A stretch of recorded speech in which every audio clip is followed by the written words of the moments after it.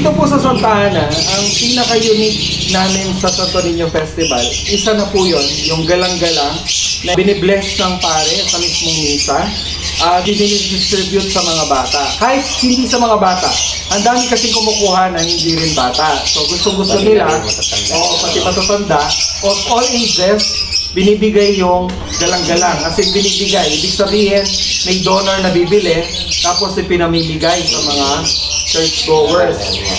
At isa pa yung magsusuot ng kapa ng mga bata. Parang ginagawang Santo Niño yung mga bata. Parang ito ay isang devotion din ng mga pamilya na nagkaanak. Kasi sa Santa Ana, hinihingan din ng anak ng mga hindi magkaanak. Ang Santo Niño Festival dito sa amin sa Santa Ana ay may dalawang unique na tradisyon. Isa po ito, ang galang-galang, paggawa ng galang-galang, at saka yung sa kapa. Sir, pakilala po tayo.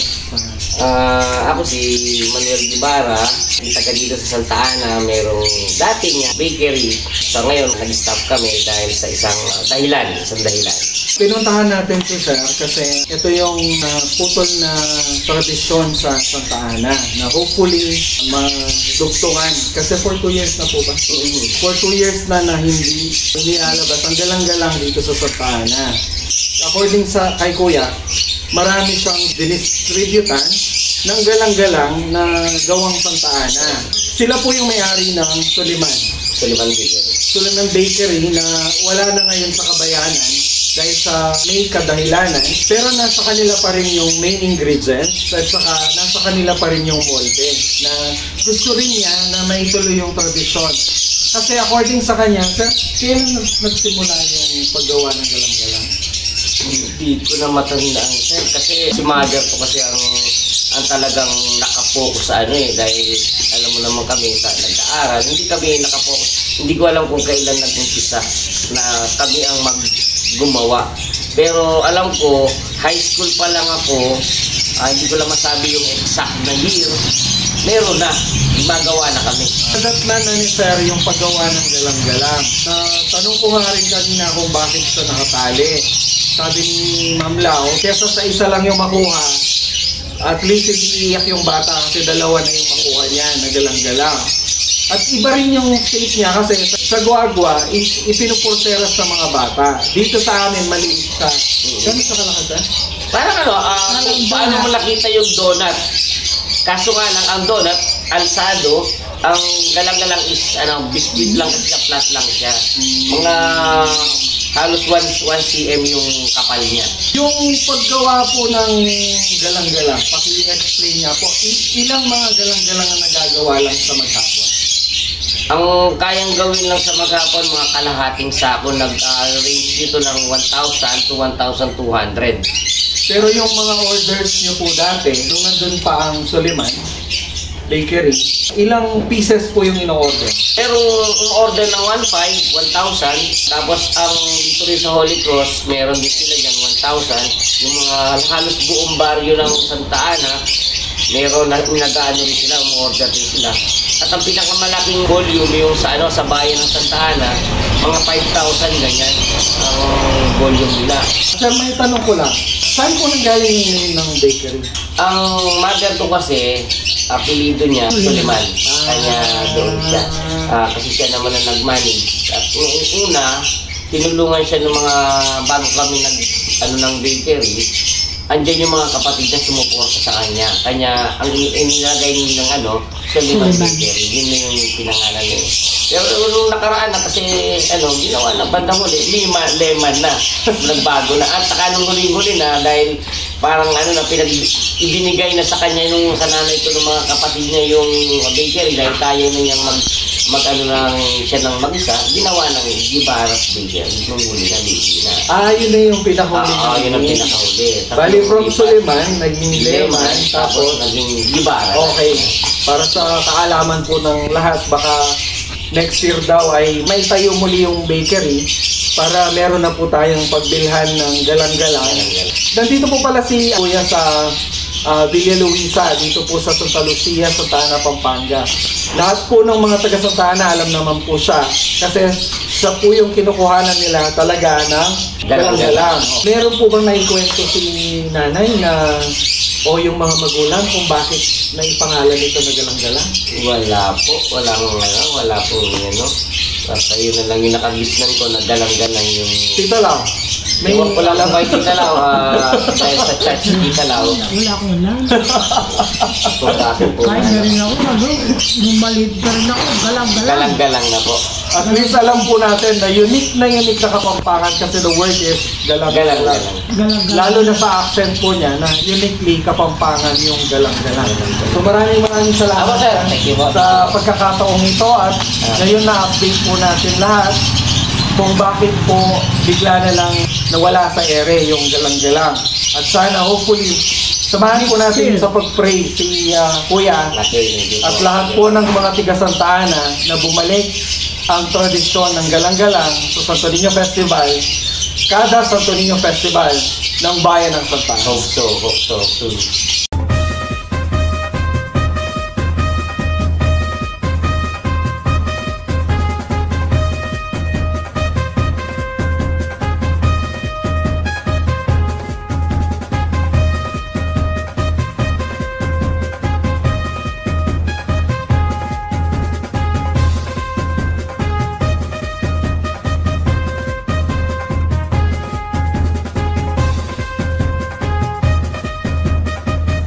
Hello mga Santolics! Nandito po ngayon tayo sa Barangay Hall ng San Bartolome, Santa Ana, Pampanga. At kasama po natin ngayon ang punong barangay ng kanilang barangay, si Cap Redentor Malonzo. Nandito po tayo upang bukayin yung matandang tradisyon ng Santa Ana na pagkakapa sa mga bata. At napagalaman ko na ipinasa po ni Kapitan yung kanyang kapa mula nung bata siya sa kanyang anak ngayon na isusuot mamaya sa taunang Santo Niño Festival ng ating bayan. Lingid sa kaalaman ng lahat, meron tayong tradisyon sa Santa Ana na hindi na napapansin. Yung mga bata dinadala sa mismong misa ng kapistahan ng Santo Niño na nakasuot ng pang Santo Niño. At ang pinaka-identified, ang pinaka-motif nila is yung kapa. Natatandaan mo pa nung pumunta ka doon, Kap? Yes, Arky. Noong bata ako, taon-taon ginagawa namin yung tradisyon sa pamilya namin. Hindi lang as tradition ng Santa Ana, kundi sa family namin. Bali, nagsusuot kami ng mga kapa na kulay red tuwing Santo Niño. Kaming magkakapatid. Since bata ako, 1-year-old, hanggang sa medyo mag-10 years old na ako, hindi na ako nagsusuot doon, nagsisimba na lang, then nagre-red na lang.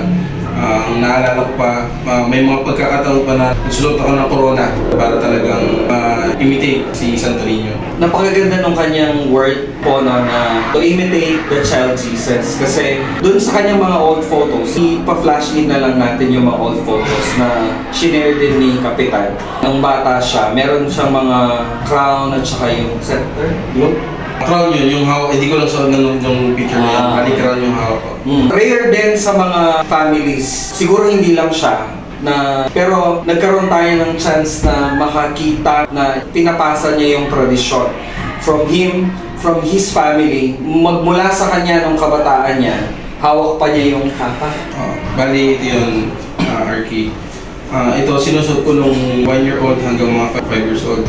Bali dati plain to, nung sila ng anak ko ng 1-year-old and 2 years old, ito pinalagyan ko ng design na yellow. Dati siyang plain. Dati plain lang siya. Doon sa mga old photos ko, plain pa siya.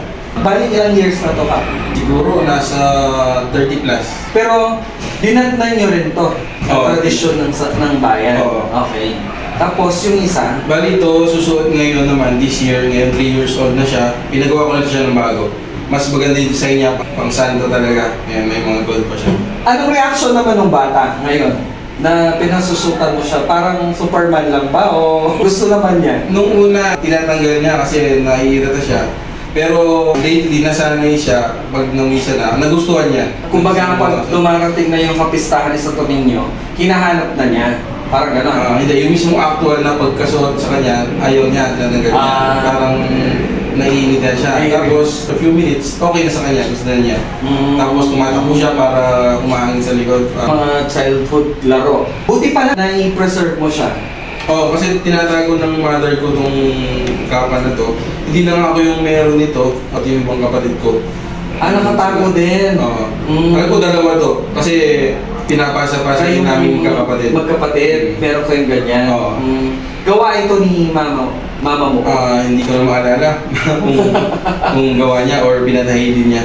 Sana mapagpatuloy po natin itong tradisyon natin dito. Though hindi po siya ganun ka-sikat or hindi po siya ganun ka-well-known.